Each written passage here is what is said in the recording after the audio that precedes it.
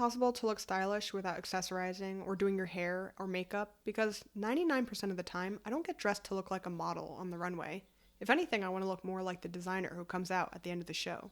I've been struggling with this question because even though I'm extremely interested in fashion, it just doesn't come naturally to me to put those final touches on my outward presentation. For years, I just told myself, well, you just need to do this. In order to be a fashionable, stylish person, you need to buy accessories, you need to figure out what works for you, you need to figure out how to do your hair, you need to learn how to do your makeup. And ultimately, I just didn't do it. I felt uncomfortable physically with a lot of it. I don't like the feeling of earrings. I don't like the feeling of necklaces. I don't like the feeling of makeup on my face.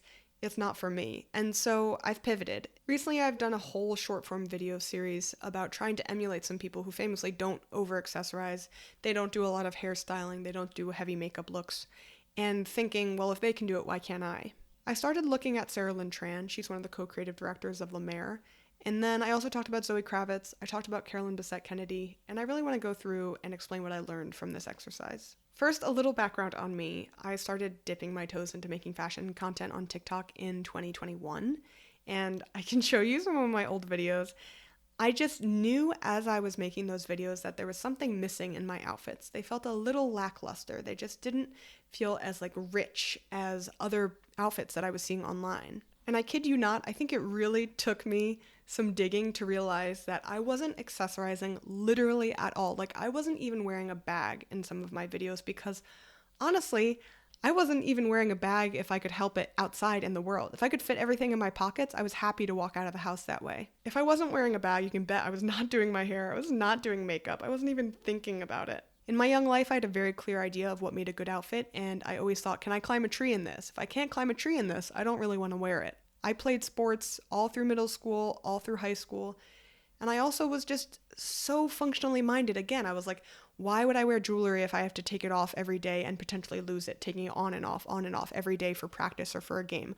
Why would I wear makeup if I'm just going to sweat it off? Why would I do my hair if I'm just going to put it in a ponytail? So that's where I was coming from. And in 2021, I was a fully fledged adult. I was in my mid-20s, and it was only at that point that I started thinking, every time you scroll on TikTok and someone catches your attention, really pay attention to what makes them look put together. And what I realized was they were wearing rings, they were wearing necklaces, they were wearing earrings, their hair was done, their makeup was done, they had bags, they had all sorts of things going on that created a lot of visual interest, right? In order to prove my point here, I just grabbed some videos off of my TikTok For You page as I was just scrolling along. I grabbed a couple of videos that I thought were interesting.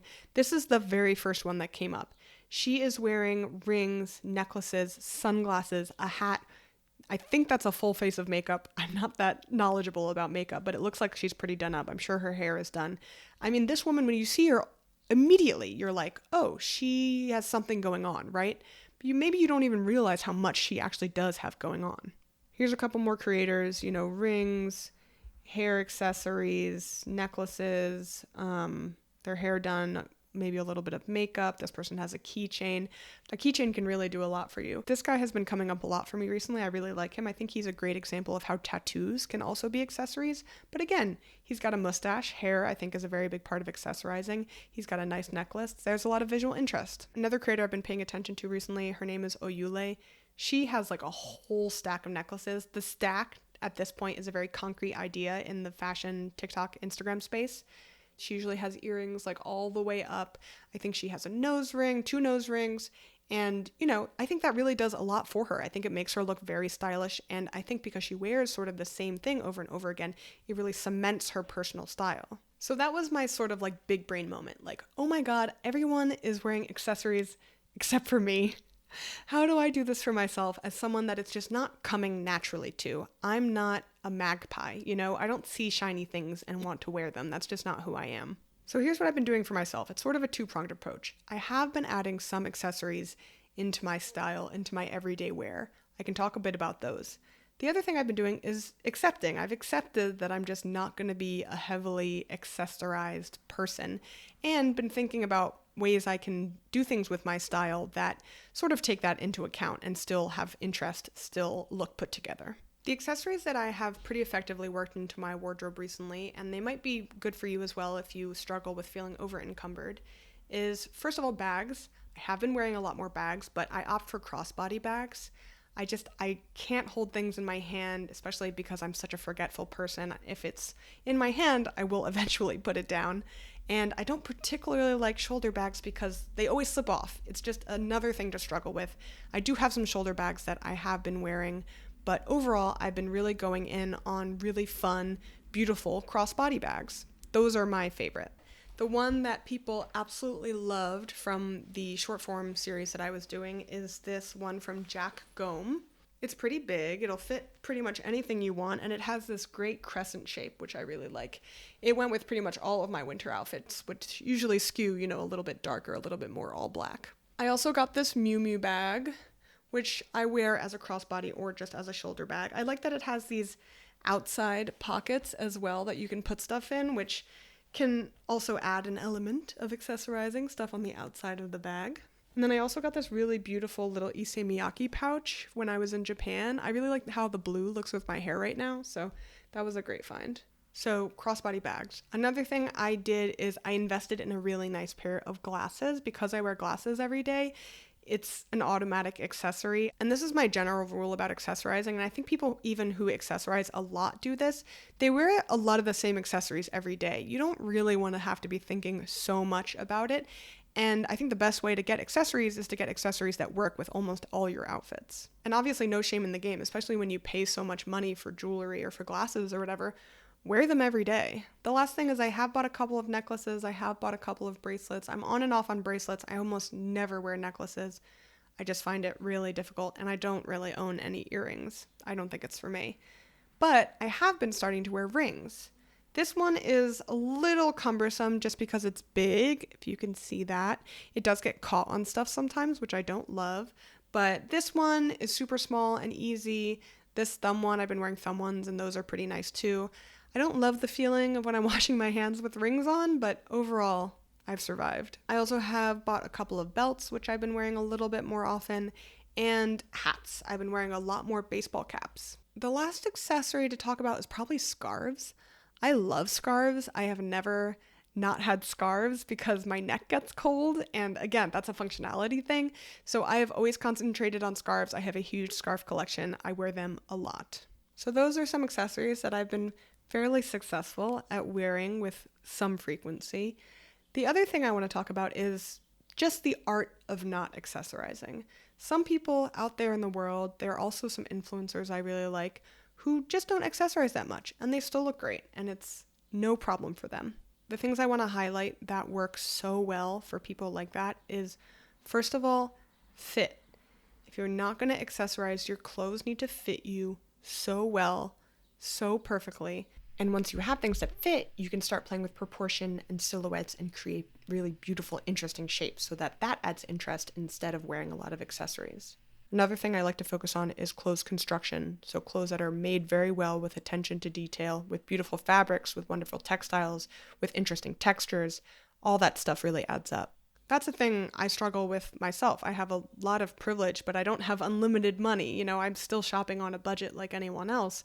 And I can't buy the most expensive things, but I do think the aesthetic that I'm after in some ways benefits from being in really high quality clothing, really high quality fabrics. I found a great article on this topic. It's called Why Minimalist Fashion Has a Privilege Problem. It's by Refinery29. It actually came out in 2021. I suggest you go and read the whole article, but I wanted to highlight this paragraph. The first and most obvious issue with minimalism, which thanks to Instagram reaches far and wide, from fashion to interiors, is that it's associated with a homogeneous brand of woman. Often slim, often white, the hashtag minimalist woman is central to a wellness-led life that now reigns supreme, both on and offline. The brands that offer this kind of aesthetic don't tend to produce clothing above a UK size 14 or 16, which means that plus-size women are ostracized from the outset.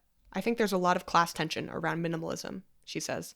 The adjectives we use around whatever the opposite of minimalism is also quite loaded and stigmatized, words like garish and gaudy, whereas I don't feel there's a minimalist equivalent. In the last paragraph of the article, it says, this conversation isn't about one particular body type claiming one particular aesthetic as its own. It's about choice, inclusivity, and accessibility. There are very few size-inclusive brands in the market in general. Minimalist fashion is just a further subdivision within that gap. The pedestal upon which minimalism has been placed is just the tip of the iceberg of one of fashion's biggest issues. I do want to address this because when I was putting out these videos talking about looking good without accessorizing, without doing your hair or makeup, I got a lot of comments, and rightfully so, saying, well, this woman is beautiful, this woman has beautiful hair, this woman is extremely thin, this woman is rich, this woman has access to a lot of things that most people don't. And a lot of the people I was choosing to emulate, to look at, to study, they're in different tax brackets than me. Physically, they're very different from me. And these are the questions, right? Is beauty an accessory? Is a certain type of hair an accessory? Is thinness an accessory? Is a body type an accessory? And I'm going to say yes. I mean, we live in the society where these things are valued, and we can't pretend they're not. And they can, in some ways, just make people look stylish. It's always good to unpack why we might be attracted to one style or another, but I do inherently think that my issue with accessorizing has to do with functionality and just a lack of interest in it from somewhere deep inside me. I do think that's why I veer a little bit more towards menswear. I think with women's minimalist fashion, it does feel a little bit out of my price range, whereas with a more traditional menswear style, it does feel more acceptable to be a little less done up, to be a little less accessorized. It's funny because I really did set out when I started this series to just ask questions about accessorizing. How important is accessorizing to looking good? And it really did raise a lot of interesting questions about privilege and body type and gender and all these sorts of things. And I think they're all questions worth asking. So just to recap, I have found accessories that I really like, that work for me, that work for my lifestyle, that I feel comfortable in, and make my outfits feel a little bit more developed, a little bit more considered. On the other hand, I know because I'm not going to become an accessories person, it's just not in me, that I have to pay a lot of attention to the clothes I'm putting on my body, the fit of them, the fabric of them, the quality of them, and just making them look the best they can. Thanks so much for listening. I know I brought up some heavy topics and sensitive stuff, but I always want to hear your input, so let me know what you guys think.